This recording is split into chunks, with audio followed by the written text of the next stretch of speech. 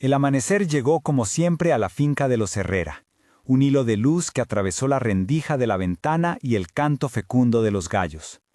El café se mezclaba con la tierra húmeda en el patio. El viejo naranjo dejaba caer un aroma tenue que parecía anunciar labores y promesas. Juan salió a mirar el horizonte, las manos aún temblorosas por el frío nocturno, y sintió el latido antiguo de la casa, esa red de ruidos pequeños y constantes que sostenía la vida, la olla en la cocina, la respiración de los niños, el paso de María en el corredor. Todo parecía en su lugar, suficiente y frágil a la vez. Si esta historia te toca el corazón, quédate hasta el final. Suscríbete y deja un like para que más familias encuentren consuelo y esperanza en relatos como este. Comparte si conoces a alguien que necesita creer que la fe puede levantar lo que la tormenta intenta destruir. La vida en la finca era una liturgia de trabajo y cariño. Juan se encargaba del cuidado de los caballos y del cercado. María tejía y guardaba en su voz las canciones que habían aprendido de los abuelos. Ana y Mateo, ya casi jóvenes, ayudaban en las tareas del campo y, cuando podían, jugueteaban con Tomás junto al río. Tomás tenía 7 años, ojos oscuros como la tierra cuando está mojada, un deseo incansable de perseguir mariposas y subirse al lomo de los caballos. Eran pobres en cosas, ricos en costumbres. La familia comía junta, oraba antes de dormir y compartía el pan en la mesa con quien tocara a la puerta. La primera señal no fue dramática. Fue un silencio nuevo que se coló en la cocina. Tomás no pedía su porción de pan con mantequilla. Sus risas quedaron en el cuenco vacío de la tarde. Esa noche, la fiebre subió sin pedir permiso. María lo acunó, le refrescó la frente con paños y, entre rezos bajos y susurros, Juan buscó respuestas en las manos ajadas que le daban el pecho. La madrugada se llenó de preguntas que no hallaban nombre. ¿Qué hago si no tengo las palabras necesarias? ¿Qué hacer cuando el alas de la noche pesan más que la esperanza? Al siguiente día fueron al consultorio del pueblo. El doctor, hombre de pocas bromas y mirada serena, habló con términos que pesaron en el aire. Es un cuadro serio. Afecta funciones neurológicas, pronóstico reservado. Juan apretó los puños sin pensar en ello. María dejó escapar un sonido que fue medio oración y medio queja. Les recetaron medidas concretas, medicamentos para la fiebre, observación, estudios. Volvieron a la casa cargados de instrucciones y un cansancio que se sentía en el hueso. Las noches se volvieron largas. Juan tomaba la linterna y se sentaba junto a la cama de Tomás, viendo el contorno de su hijo desde un lugar que antes no conocía, el borde de la impotencia. Recordaba las mañanas cuando Tomás corría entre el ganado, los disparos de risa al perseguir la orilla del río, las manos pequeñas que le agarraban el dedo con firmeza. Ahora aquellas manos permanecían inertes sobre la cobija, y Juan rezaba en voz baja, como quien no quiere interrumpir una conversación sagrada. «Señor, apiádate», murmuraba. «No me pidas entender, dame fuerzas para sostenerlo». No se trató de una sola plegaria. Fueron hilos que Juan fue tejiendo, discretos y persistentes. Al amanecer en el portal, con la bruma en las botas. En la soledad del monte cuando repasaba el trabajo. En la iglesia de la comunidad, donde tras la misa dominical pidió a su congregación una palabra y unos brazos. Al poco, algunos vecinos empezaron a venir sin anunciarse. Trajeron comida, oraciones en voz alta, el calor práctico de quien se acerca sin muchas certezas. Hubo sesiones de oración en la cocina, oraciones en la madrugada junto a la cama de Tomás, y una sensación creciente de que la muerte no era la única voz capaz de imponerse en la casa. En una de esas noches, Juan cayó de rodillas en el patio. Miró al cielo cargado de nubes que amenazaban lluvia y dejó que las manos se le llenaran de tierra. «Señor», dijo con la voz rota, «si no das la sanidad, dame paz. Si la das, haz que sea para tu gloria y para el bien de estos nuestros. No nos dejes caer en la desesperanza». No buscó explicaciones teológicas, no recitó versos memorables. Habló como padre que ofrece la última medida de su confianza. María, desde el umbral, se unió. «Te entregamos su vida, Señor, en tus manos. Que tu voluntad sea nuestra paz». Hubo días de avance y retroceso. Tomás abría los ojos en momentos, sonreía débil. Otras veces volvía a dormirse sin respuesta. Los medicamentos daban un respiro, los cuidados hogareños otra. El médico volvió a hablar con mesura. Hay progreso, pero lento. Mantengan vigilancia, continúen con las indicaciones. Juan creyó en cada paso médico como quien aprende a caminar de nuevo sobre una cuerda, con cuidado pero con fe en el proceso. No se trata de elegir entre medicina y oración. En la casa Herrera se entendió pronto que ambas podían ser manos unidas hacia el mismo bien. Una tarde, mientras la lluvia caía golpeando el techo de chapa en un ritmo casi musical, la situación pareció encender una tormenta interna. Las cuentas del hogar se apretaron, la preocupación económica crecía junto al miedo. Juan se fue al corral, montó a su caballo viejo sin rumbo definido y dejó que la lluvia le lavara la cara. Cabalgó hasta un tronco viejo, el árbol que había plantado su padre, y se quedó allí, escuchando el murmullo del agua en la hoja. En su mente se mezclaban imágenes, la fragilidad de la vida, la voz de su madre rezando en la cocina, el olor del pan recién horneado. Fue el lugar donde, semanas atrás, había prometido enseñar a Tomás a montar sin mirar atrás. Esa promesa ahora le ardía como una llama fría. La comunidad respondió con lo que tenía. Una señora llevó sopa caliente, un vecino se ofreció para cuidar los animales, jóvenes tocaron la guitarra en la puerta para traer algún alivio. Hubo una jornada de plegaria en la iglesia, voces que clamaban en conjunto, susurros que parecían sostener el techo. Juan se paró frente a los suyos y, con la voz firme aunque los ojos húmedos, pidió que no se detuvieran. «No sé cuánto tiempo nos quede», dijo, «pero pido que oren por Tomás. Ore el que sepa hacerlo, ore el que crea que en la oración hay un sentido». No exigió manifestaciones, ofreció su corazón abierto. Al cabo de una semana de cuidado constante, sucedió algo que ninguno de ellos esperaba en la forma exacta que llegó. Fue una madrugada clara, cuando la tormenta de la tarde anterior había dejado el cielo limpio y el aire olía a tierra recién lavada. Juan despertó con la sensación de haber sido llamado, sin saber por quién. Algo en la quietud le urgía a salir a la veranda. Había un fulgor suave en el patio, una luz que no era del quinqué ni del cerillo. Al acercarse, oyó un susurro que no estaba en la casa, un viento que parecía traer una palabra sin sonido. María también lo vio. Ella estaba al pie de la cama de Tomás, y su mano se cerró con fuerza, como si sujetara una cuerda. ¿Lo sientes?, preguntó con voz queda. Juan asintió. Fue entonces cuando notaron una presencia breve, tangible como un perfume antiguo. Nadie gritó, nadie se movió a la fuerza, el momento fue simplemente recibido. Algunos dirán que fue una alucinación, otros que un sueño compartido. Para la familia Herrera fue una confirmación que no pedía análisis. Vieron en la penumbra una figura de luz junto al árbol viejo. No la imagen detallada de una persona, sino una forma que tenía la calma y el peso de una promesa cumplida. El brillo se posó sobre la frente de Tomás como una caricia invisible. La descripción de aquel instante quedó guardada en cada uno de ellos con matices distintos. Para Juan fue una certeza honda, una voz interior que le dijo algo así como «confía», sin palabras articuladas, suficiente para templar su alma. Para María fue la suavidad de unas manos que aliviaron el temor. Para Ana y Mateo fue la convicción de que algo santo había rozado el borde de su casa. Nadie pudo explicar cómo sucedió, no importó. Lo que siguió, y eso sí era visible, fue un cambio pequeño, progresivo pero extraordinario. Tomás comenzó a responder más tiempo. Su mirada recuperó brillos intermitentes, sus manos buscaron los dedos de su madre con una torpeza que era ya una victoria. No fue una escena cinematográfica de sanidad instantánea, fue el milagro escalonado que entra por la rendija y reconstruye pieza a pieza. La recuperación no anuló los miedos. Hubo labores de terapia, ejercicios sencillos que Ana y Mateo practicaban cada tarde. Hacer que Tomás agarrara una taza, que pusiera el pie en el escalón, que sonriera a la luz. El médico celebró con prudencia. Se requiere tiempo, dijo, pero hay señales esperanzadoras.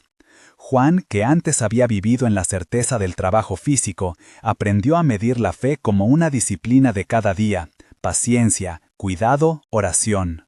No abandonó la consulta médica ni las medicinas. Se dedicó a ambas cosas con la fe de quien entiende que las manos humanas y la gracia divina pueden trabajar juntas. En una de las tardes de verano, cuando Tomás ya había aprendido a sentarse sin ayuda, la familia decidió volver al río. No fue una salida triunfal, fue más bien un rito pequeño, casi litúrgico: llevar pan, algunos plátanos, poner la manta en la arena. El río corría con la luz del mediodía, como un espejo que no juzga. Juan se quitó las botas y metió los pies en el agua. Tomás, con paso corto y tembloroso al principio, se acercó a la orilla y dejó que la corriente le besara los dedos. Ana se echó a reír con una libertad que había estado dormida semanas atrás. María, sentada bajo la sombra del árbol, observaba el movimiento del agua y dejó escapar una oración que era sobre todo gratitud. Esa tarde hubo escenas que se volvieron memorias. Tomás alcanzó una piedra y la lanzó. Celebraron con una porción extra de pan, y Juan, en un silencio que ya no era de angustia, sintió la paz como un manto que lo cubría. No era la eliminación del dolor por decreto, era la certeza de que lo que habían vivido les había cambiado el interior. Las manos manchadas de tierra que cuidaban de la casa sintieron ahora otra textura, la de la esperanza renovada. El árbol viejo, que había sido testigo de tantas palabras, se quedó consigo su sombra larga y benigna. En la iglesia del pueblo organizaron una pequeña reunión de acción de gracias. No hubo oradores largos ni discursos grandilocuentes. Hubo testimonios en voz baja, lágrimas compartidas, un gesto colectivo de reconocimiento. Juan subió al frente y dijo, sin buscar aplausos ni explicaciones teológicas: Dios nos sostuvo cuando la tormenta quiso derribarnos. Aprendimos a no rendirnos en la oración y a sostenernos los unos a los otros. Gracias por venir, gracias por ayudar. La comunidad aplaudió con la sinceridad que trae el haber pasado por la misma lluvia.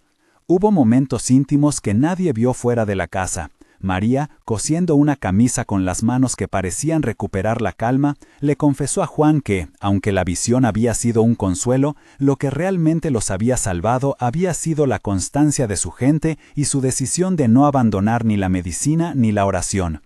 Juan la miró y sostuvo su mano. Las líneas de su rostro hablaban de noches en vela, de sudor y de amor. No hubo culpables ni juicios. El conflicto que podía haberlos dividido, el miedo, la duda, la necesidad de elegir entre fe y ciencia, se transformó en una certeza profunda, que la fe no es una alternativa a la responsabilidad, sino su compañero más cercano. Antes de la gran celebración final, la familia tuvo su propio rito de gratitud. Reunidos en la sala, tomaron las manos de Tomás y, uno por uno, ofrecieron una oración que era más que palabras, era una ofrenda de vida. Juan habló primero y usó la voz de quien ha conocido el límite. Si esta historia te ha hablado, te invito a suscribirte, activar las notificaciones y compartir este relato con alguien que necesite esperanza. Deja un like si crees que la oración y la comunidad pueden cambiar la historia de una familia. Gracias por leer y por ser parte de este tejido de fe y solidaridad. Los años que siguieron trajeron su propio ritmo, hecho de tareas pequeñas que fueron tejiendo la nueva normalidad. Las estaciones marcaron la vida de los Herrera como si fueran compases discretos.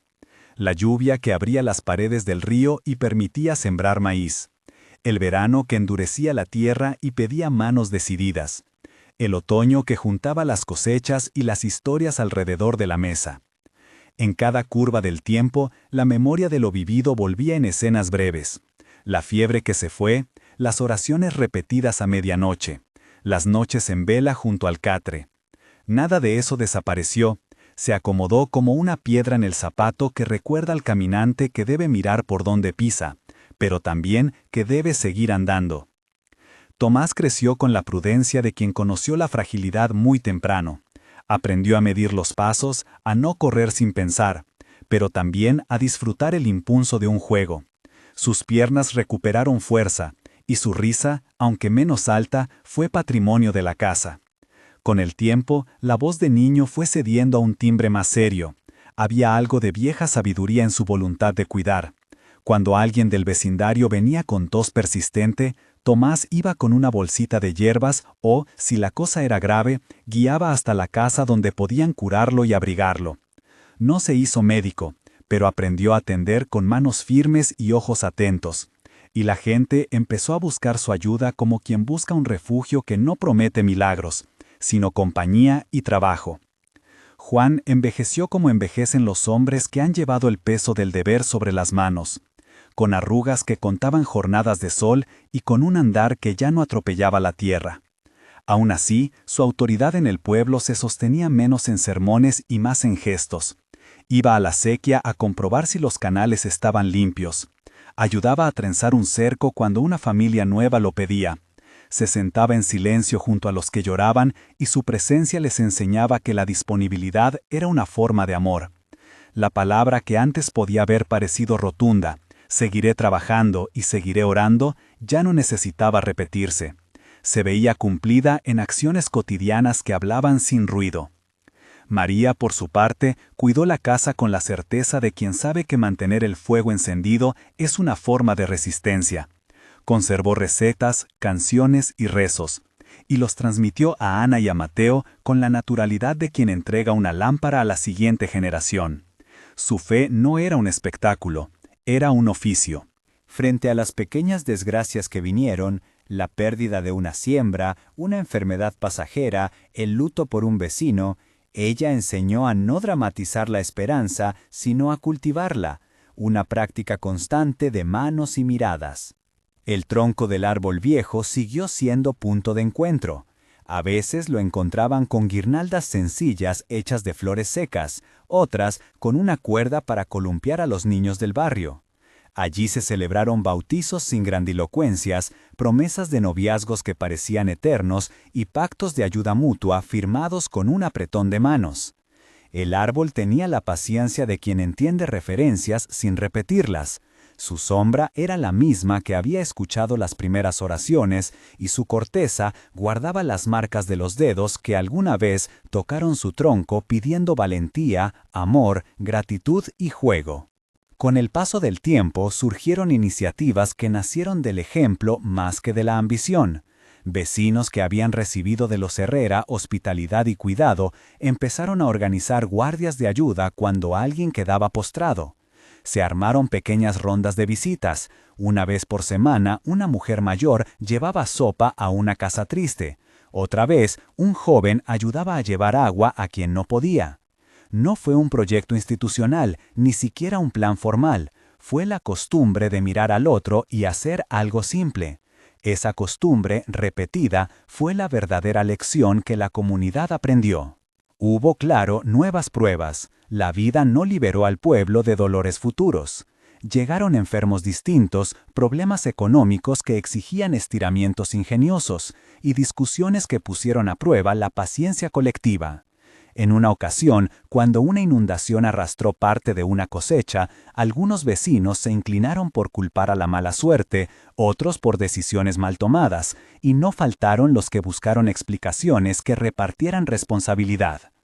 En esas horas, la historia de los Herrera apareció como referencia, la familia que no se aisló cuando la tormenta fue más fuerte.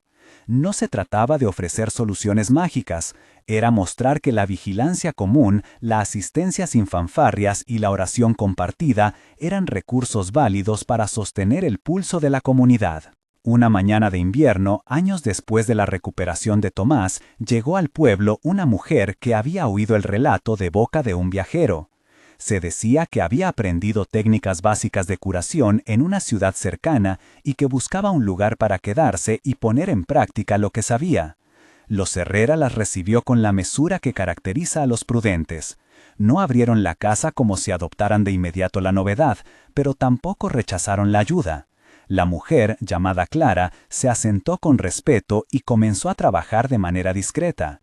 Enseñó a algunos jóvenes a reconocer signos de peligro, a limpiar heridas correctamente, a llevar registros de las vacunas que llegaban de vez en cuando. No trajo promesas de salvación instantánea, trajo tareas concretas.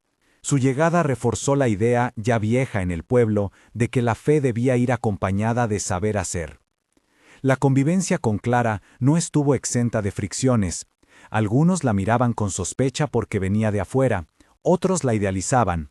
Hubo debates en la plaza sobre qué prácticas eran seguras, cuáles podían ser compartidas y cuáles debían reservarse a manos expertas. Lo notable fue que, en la mayoría de las ocasiones, las discusiones terminaban con un gesto práctico: probar, corregir y volver a intentarlo. La hermandad se fortaleció en la experiencia, no en la unanimidad.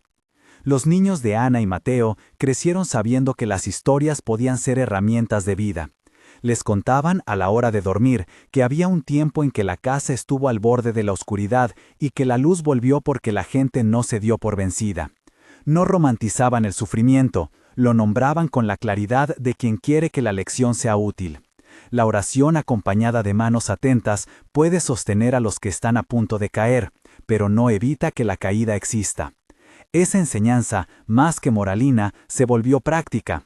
Los jóvenes del pueblo empezaron a ofrecerse para arreglar techos, cultivar huertos comunitarios y cuidar a los ancianos.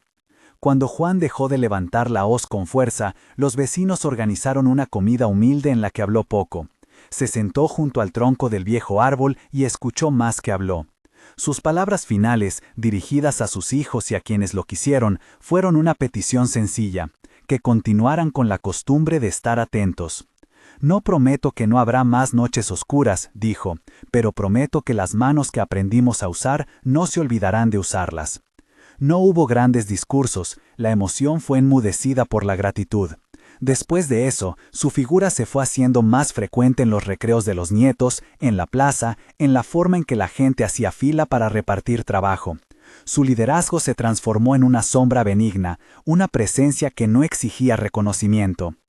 Los años, como suelen hacer, enseñaron que la memoria puede ser activa o se vuelve costra. En este pueblo fueron muchos los que eligieron mantenerla viva. Cada aniversario de la recuperación de Tomás, la gente se reunía sin protocolo.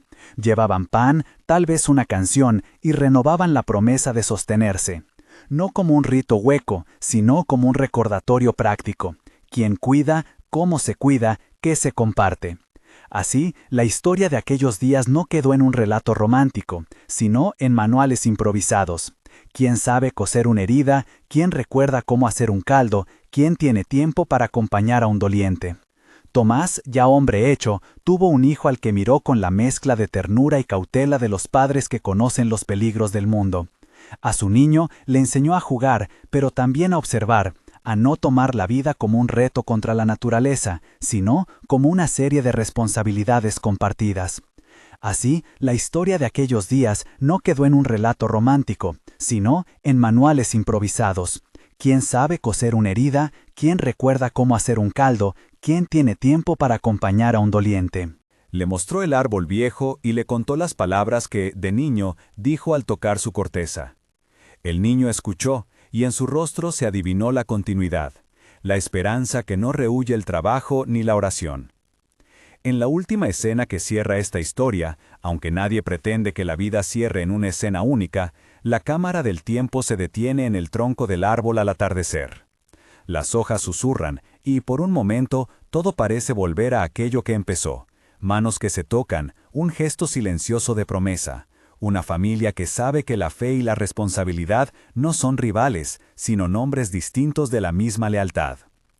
El pueblo no se hizo perfecto, ni dejó de enfrentar tempestades, pero aprendió a construir puentes sin pretender que esos puentes fueran murallas. En la sencillez de la convivencia cotidiana residía, al final, la respuesta más certera a las preguntas que la tormenta había dejado en la casa de los Herrera.